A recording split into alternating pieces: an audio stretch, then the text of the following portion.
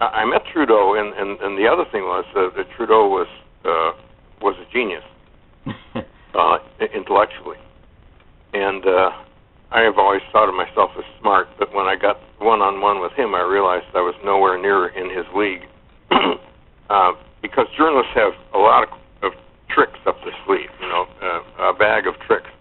When they're interviewing a politician, they want to get the truth out of him, and they want to provoke him to talk and say what they really think instead of what they've been coached to say during an election. And it's difficult because the politicians don't want to say something that will make them look bad or provoke a controversy, and they're reluctant to say anything that they think might get them in trouble. And also, they don't want to say anything that makes them look bad. So here I am, sitting down with Trudeau, figuring I'm going to get him to tell all, Yeah. And I was with him for half an hour, and I tried every damn trick I could think of. I went at him from the left side, went at him from the right side, went at him from the top, tried to come in from the bottom, tried to come in from the back and the front, and I asked every question I could think of, and I would switch from French to English, hoping it would throw him off, but of course he's as bilingual as I am, so it didn't.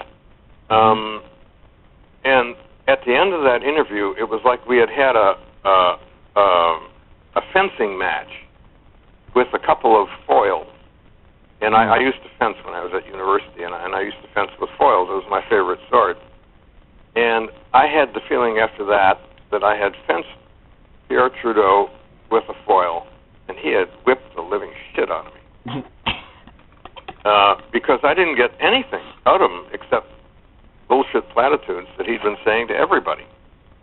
And at the end of the interview, he shook my hand, and he said, and he had this funny look in his eye, and he kind of half smiled, and he says, "That was fun." That's and cool. I realized he'd been playing with me as if I was like a cat playing with a mouse. Yeah. Smart as hell. He's probably the smartest prime minister we ever had.